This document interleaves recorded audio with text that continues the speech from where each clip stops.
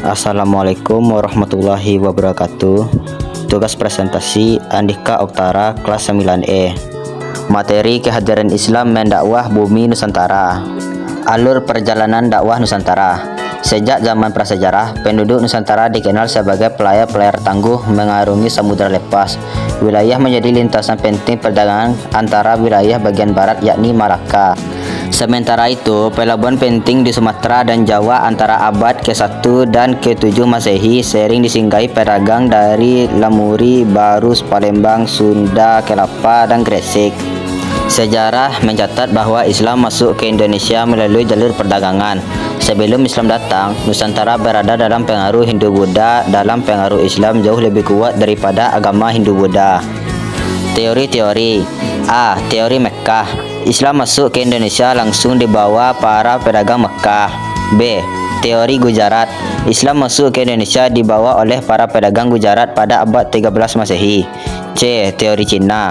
Proses kedatangan Islam datang ke Indonesia, khususnya di tanah Jawa, berasal dari pedagang Cina. Uraian Wali Songo.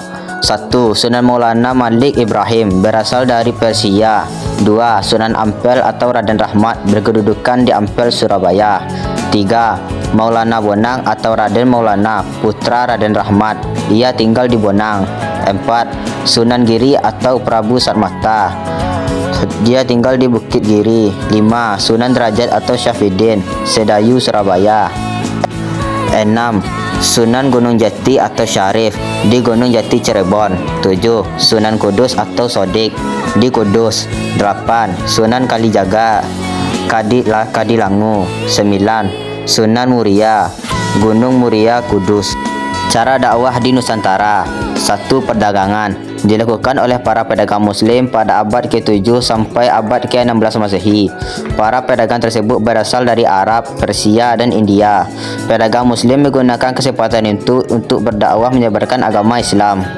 2. Perkawinan. Para pedagang Islam tersebut menikah dengan wanita pribumi, terutama putri bangsawan atau putri raja.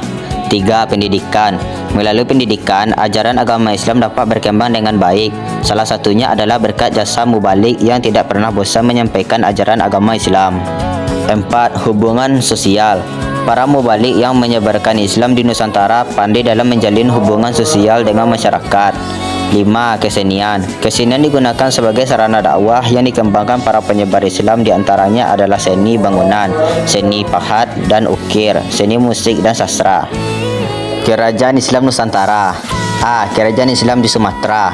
1. Samudra Pasai, merupakan kerajaan Islam pertama Indonesia yang berdiri pada tahun 1270 Masehi. Raja pertamanya adalah Al-Malik Al-Saleh, memerintah hingga tahun 1207 Masehi. B. Kerajaan Islam di Jawa. 1. Cirebon. Kesultanan Cirebon adalah kerajaan Islam pertama di Jawa Barat yang didirikan oleh Sunan Gunung Jati pada tahun 1450 Masehi. 2. Demak. Demak merupakan kerajaan Islam berdiri sekitar tahun 1500 Masehi di Jawa Tengah. 3. Banten. Pada tahun 1524, Sunan di Gunung Jati dari Cirebon melakukan pengembangan agama dan kerajaan Islam Banten. C. Kerajaan Islam di Kalimantan.